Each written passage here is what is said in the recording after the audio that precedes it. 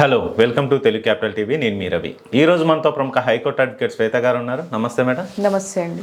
Madam, Dhanush Nayanthara issue నడుస్తుంది copyright సంబంధించి. ఏంటి మేడం, కాపీరైట్ చట్టం ఏం చెప్తుంది అసలు? కాపీరైట్ యాక్ట్ ప్రకారం ఎవరైతే ఆథర్ ఉంటారో ఏదైనా లిటరరీ వర్క్కి కానీ మ్యూజిక్ డైరెక్టర్ కానీ ఓకే వాళ్ళకి సంపూర్ణ హక్కులు ఉంటాయి.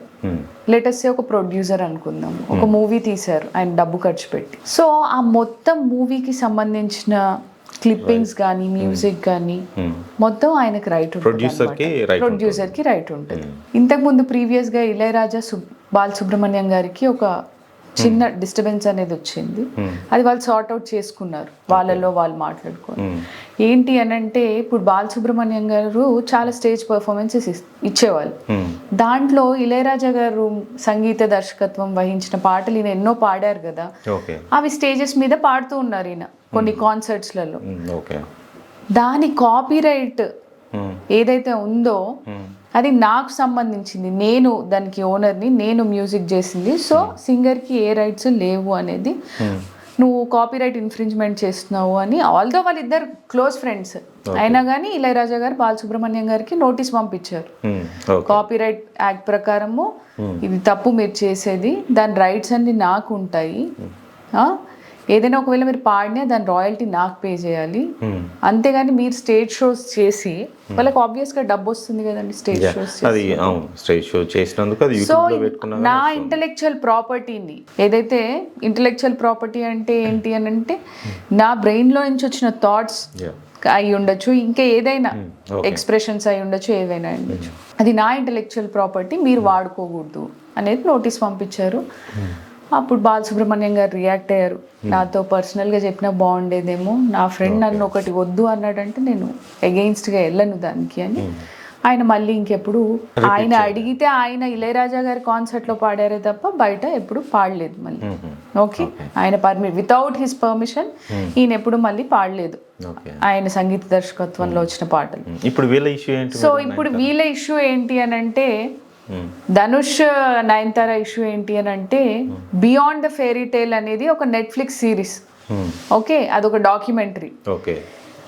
ఏముంది అందులో అని అంటే, ఈ నయనతార ఈ విఘ్నేష్ శివన్కి 2 years బ్యాక్ పెళ్ళైంది కదండి, ఆ మ్యారేజ్ కి సంబంధించి ఒక ఫోటోలు కూడా ఏం పెద్దగా బయటికి రాలేదు.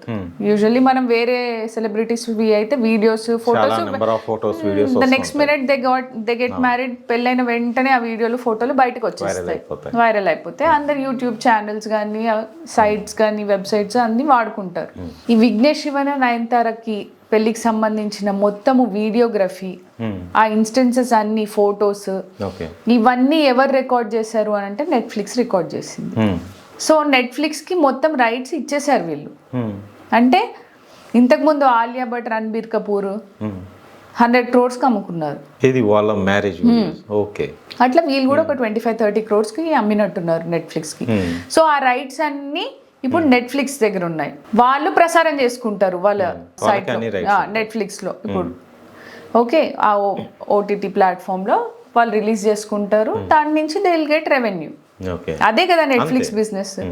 సో ఈవిడ పెళ్లికి సంబంధించిన వీడియోలన్నీ క్షుణ్ణంగా చెప్పాలంటే నెట్ఫ్లిక్స్కి అమ్ముకుంది. ఆ అమ్ముకున్న వాటిల్లో ఏం చేసింది అని అంటే, ఆమె జర్నీ ఫస్ట్ ఇనిషియల్ డేస్ నుంచి విఘ్నేష్ శివన్ ఎలా, ఎక్కడ పరిచయం అయ్యాడు ఏంటి, ఇవన్నీ ఉన్నాయి. ఎక్కడ పరిచయం అయ్యాడు అంటే, ధనుష్ ప్రొడ్యూస్ చేసిన ఒక మూవీలో పరిచయం అయ్యాడు ఈమెకి, నాను రౌడీదా అనే ఒక మూవీలో. ఆ మూవీకి ఈయన విఘ్నేష్ శివన్ డైరెక్టర్. సో ఆయన్ని ఈవిడ పెళ్లి చేసుకున్నారు 2 years బ్యాక్. దాంట్లో కొన్ని వీడియోస్, ఆ మూవీకి సంబంధించిన వీడియోస్, పాటలు వాడుకున్నారు అని ధనుష్ గారి ఆరోపణ. ఓకే, అయితే ఒక చిన్న ప్రోమోలోనే, అంటే ఇప్పుడు సినిమా రిలీజ్ అయ్యే ముందు ప్రోమోస్ చూస్తాం కదండి, ప్రోమోలో ఈ మూవీకి సంబంధించిన విజువల్స్, ఆడియో ఉంది. 3 సెకండ్ల కోసం ఉంది. ఎంత, ఒక 20 సెకండ్ల ప్రోమోలో. అంటే పూర్తి డాక్యుమెంటరీలో ఎంత ఉన్నాయో మనకు తెలీదు ఇప్పటి వరకు, అవి రిలీజ్ అవ్వలేదు. మీకు ఇంకా టైం ఉంది రిలీజ్ అవ్వడానికి. సో 24 hours నేను టైం ఇస్తున్నాను, నా ఇంటలెక్చువల్ ప్రాపర్టీ అది. ఓకే, వండర్ బార్ అనే ప్రొడక్షన్స్ త్రూ ఆ మూవీ రిలీజ్ అయింది. ఆ వండర్ బార్ ప్రొడక్షన్స్ ఎవరిది అంటే హీరో ధనుష్ది. సో ఆ మూవీకి మొత్తం సంబంధించిన ఏ ఆడియోస్ అయినా, వీడియోస్ అయినా, క్లిప్పింగ్స్ అయినా దానికి నాది రైట్స్ పూర్తి రైట్స్, అది నా ఇంటెలెక్చువల్ ప్రాపర్టీ, నాది రైట్స్ అని అంటున్నారు ఆయన. సో మీకు ముందే 24 hours ముందే టైం ఇస్తున్నాను, ఏమైనా ఉంటే డిలీట్ చేయండి అని నెట్ఫ్లిక్స్ కి, నయనతారకి, విఘ్నేష్ శివన్ కి ఆయన నోటీస్ పంపించడం జరిగింది.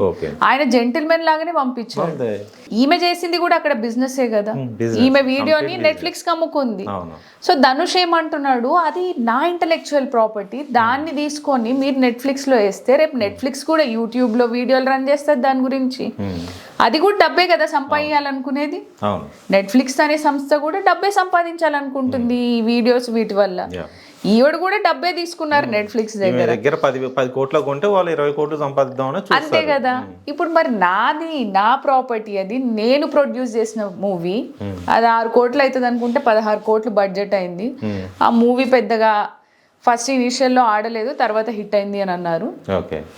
సో నా మూవీలో క్లిప్పింగ్స్ కానీ, వీడియోస్ కానీ, సాంగ్స్ కానీ మీరు వాడకూడదు వితౌట్ మై పర్మిషన్.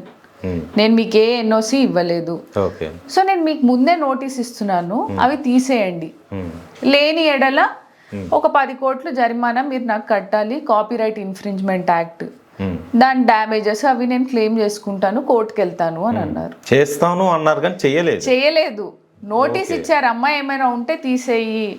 ప్రోమోలోనే ఇంత ఉంది, ఇంకా మీరు ఫుల్ వీడియోలో ఇంకెంత యూజ్ చేసుకుంటారో అలా చేసుకోవద్దు అన్నారు. తెలీదు, అందుకని అలా నోటీస్ ఇచ్చారు. దాంట్లో ఏం తప్పు లేదు.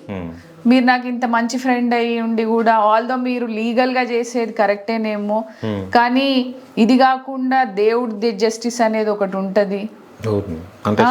అక్కడ చూసుకుంటాను, అక్కడ ఎవరు నిజము ఎవరు అబద్ధము ఇవన్నీ అవసరం లేదు.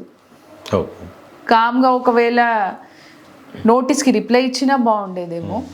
ఎందుకంటే ఆయన నోటీసే పంపించారు, ఈవిడ రిప్లై ఇవ్వాల్సింది. ఈవిడ ఓపెన్ రిప్లై సోషల్ మీడియా ప్లాట్ఫామ్స్లో ఇవ్వాల్సిన అవసరం లేదు. అండ్ నేను లేడీ సూపర్ స్టార్ని, నేను ఎవరి బ్యాకప్ లేకుండా నేను ఎదిగాను అని అంటే, ఒక లేడీ తనకంటూ ఒక ప్లాట్ఫామ్ని క్రియేట్ చేసుకోవడము, అంత పెద్ద స్టార్గా ఎదగడము అందరూ హర్షించదగ్గ విషయమే. మనం ఎవరం ఆమెను తక్కువ చేసి మాట్లాడము. అన్నంత మాత్రాన ధనుష్ మీ ఫాదర్ వల్ల నువ్వు మూవీస్లోకి వచ్చావు, నీకు బ్యాక్గ్రౌండ్ ఉంది, మీ అన్న పెద్ద డైరెక్టర్, లేకపోతే నువ్వెవరు అని అంటే, ఇప్పుడు మనం మొత్తం మూవీ ఇండస్ట్రీ, ఇండియాలో ఉండే మూవీ ఇండస్ట్రీని చూస్తే, అన్న పెద్ద డైరెక్టర్ అయినా, తండ్రి పెద్ద హీరో అయినా కానీ వాళ్ళ సొంత టాలెంట్ లేనిది మాక్సిమం ఫస్ట్ మూవీ వరకు ఉంటుందేమో. రెండో మూవీ, మూడో మూవీకి వచ్చేసరికి అసలు ఆయన స్పెషల్లీ టాలెంటెడ్ కాకపోతే ఎవ్వరూ పట్టించుకోరు. అట్లా పట్టించుకొని దాఖలాలు కూడా చూసాం మనం. ఆల్రెడీ కొంతమంది ఫెయిల్ అయిన పెద్ద స్టార్ కిడ్స్ ఫెయిల్యూర్స్ చూసిన వాళ్ళను అసలు పైకి రాకుండా ఇంకా మనం వదిలేద్దాము, అసలు మనం ఈ ఇండస్ట్రీ మనకు పనికిరాదు అని వదిలేసిన వాళ్ళని కూడా చూసాం. సో ఇదండి గొడవ. ఈ ఇంటెలెక్చువల్ ప్రాపర్టీ నాది అని ఆయన అంటున్నారు. ఈవిడ అట్లీస్ట్ ఒక అపాలజీ చెప్పి సరే తీసేస్తాము అన్నా బాగుండేది. ఓకే, లేదు అని అంటే కేసు వేసిన తర్వాత ఫైట్ చేసినా బాగుండేది. అనవసరంగా రచ్చకొచ్చి ఇదంతా పెద్ద విషయం చేయడము అంత బాగలేదు. Okay madam, thank you so much. Thank you.